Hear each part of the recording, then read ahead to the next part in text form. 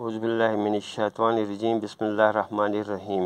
جماعت دسویں مضمون ہمارا ہے اردو اور موضوع جو ہے وہ ہے حامدم کشمیری کی لکھی ہوئی غزل نمبر 1 کا تشریح، جو میں آپ کے سامنے پیش کرنے جا رہا ہوں۔ بچوں غور سے سننا۔ تشریح۔ پہلا شعر۔ ایسا نہیں کہ سر پہ سدا آسمان تھا، میری بھی شہر میں کبھی کوئی مکان تھا۔ اس شعر میں شاعر مقطع میں یعنی عصری کرب کی ترجمانی کرتے ہوئے فرماتے ہیں کہ میرا شہر ہمیشہ سے اس قدر ویران نہیں تھا اور یہ ہنستا بستا شہر تھا اور میں یہاں باضابطہ اپنے مکان میں رہتا تھا۔ اب میرا مکان نہیں رہا، خاکستر ہو گیا۔ اب تو میرے سر پر چھت نہیں ہے، میں کھلے آسمان تلے بے یار و مددگار ہوں۔ لیکن ایسا ہمیشہ سے نہیں تھا، پہلے میرے شہر کی یہ خستہ حالی نہ تھی۔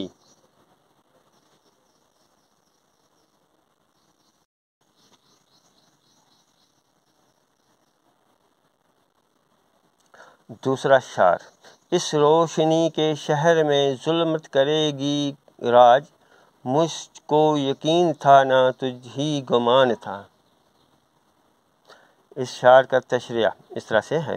عصری کرب سے متعلق اس شعر میں شاعر فرماتے ہیں کہ ایسا تو کسی نے سوچا بھی نہیں تھا کہ اس شہر میں تاریکی اور اندھیرے کا راج ہوگا۔ اندھیرے کا راج ظلم، جبر، تشدد، خوف، اغوا کی پامالی، استحصال اور اس طرح کے دیگر منفی رجحانات ہیں۔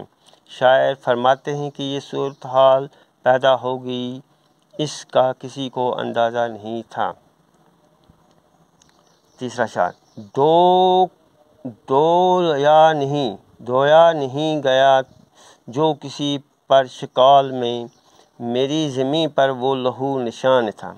یہ شعر بھی عصری کرب موجودہ دور کے حالات کی ایک عمدہ مثال ہے۔ شاعر فرماتے ہیں کہ میری سرزمین پر ایسا خون کا نشان تھا جو کسی بھی بارش یا طوفان میں دھویا نہیں گیا، یعنی خون خرابہ ختم ہونے کی ابھی تک کوئی بھی صورت نکالی نہیں جا سکی۔ دنیا میں کتنے جھگڑے تھے، ان کا حل نکالا گیا، لیکن میری سرزمین سے خون کا دھبا مٹایا نہیں جا سکا۔ چوتھا شعر۔ حامدم کو چپ لگی ہے زمانہ گزر گیا، اس شہر میں خاموشی میں وہ صاحب اذاں تھا۔ اس شعر کا تشریح اس طرح سے۔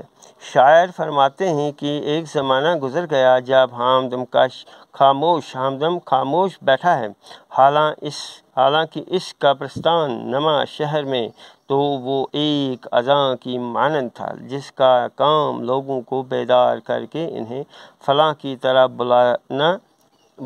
بلانا ہوتا ہے، لیکن حالات نے اسے وہ صدمے دیے ہیں کہ وہ اب دم بخود ہو کر رہ گیا ہے، کچھ بولتا نہیں ہے، صدموں کی وجہ سے سکتے کی حالت میں ہے۔ تو بچوں یہ ہو گیا حامدم کشمیری کی لکھی ہوئی غزل نمبر 1 کے شعروں کا تشریح جو میں نے آپ کے سامنے پیش کر دیے۔ بچوں اس کو غور سے سننا، پڑھنا اور اس کے ساتھ ساتھ اپنی کاپی پر لکھنا اور یاد بھی کرنا۔ باقی السلام، شکریہ، السلام علیکم۔